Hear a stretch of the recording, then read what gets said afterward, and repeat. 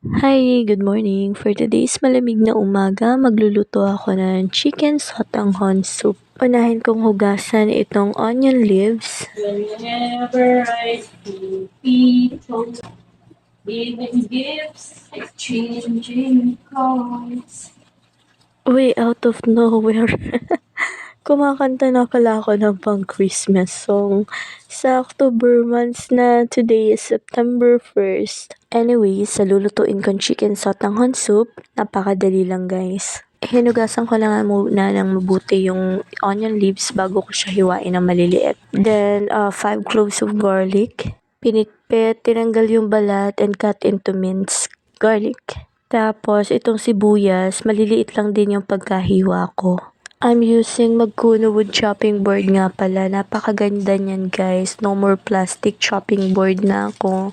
Kasi yung plastic chopping board, nagmamantsa siya or nasisira talaga. Meron din ako nabili na bamboo wood chopping board, kaya lang nasisira.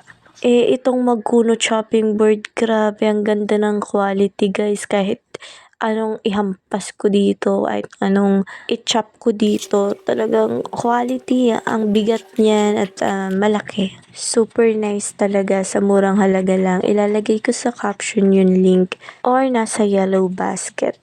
Sa chicken sotanghon soup nga pala, kailangan ko rin ng annatto seeds or atswete. Then, itong carrots, binalatan ko lang yan gamit ang peeler and hiniwa ko siya ng strips.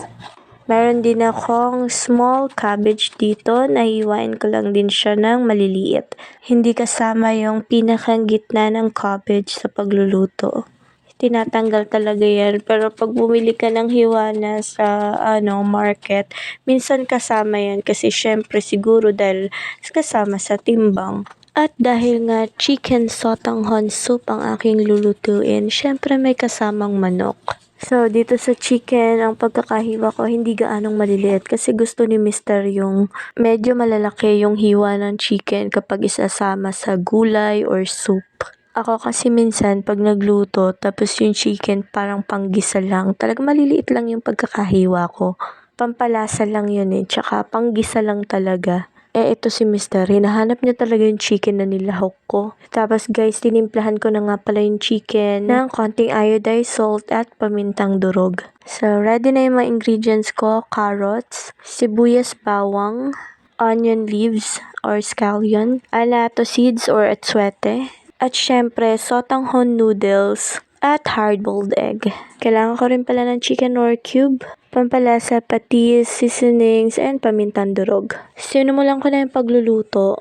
Use oil nga yung ginamit ko dyan na mantika. Yung bunso ko kasing kapatid, nag-deep fry ng fried chicken kagabi. Since deep fry yun, ang dami kayang mantika na ginamit niya. Sayang naman, di ba? Una ko niluto yung chicken, nung medyo brown na siya, okay na yon. Sinunod ko na yung sibuyas at yung bawang.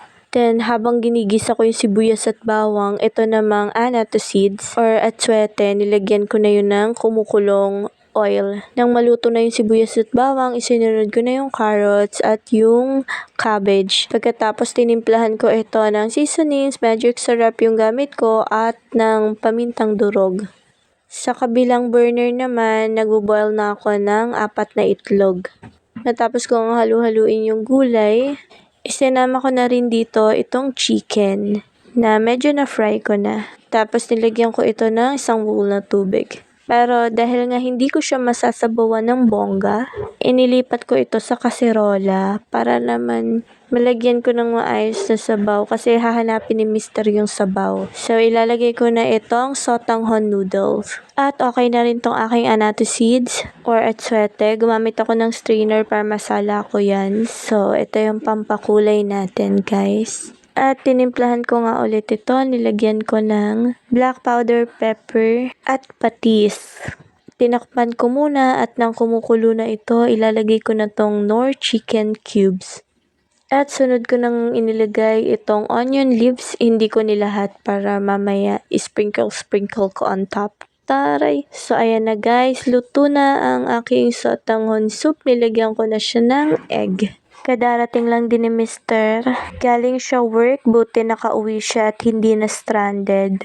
Kasi ang lakas ng ulan, hindi tumigil yung buhos ng ulan at yung ibang lugar is bahana. Yung madadaanan ni Mr. Pauwi, bahana. Suspended na nga yung klase ng kapatid kong si Bajoy, kaya yan, kasabay namin siya nagbe-breakfast. Kain na din kayo guys, breakfast po tayo. Mag-ingat ang lahat at manatiling ligtas. That's it for today's video. Thank you for watching. Bye!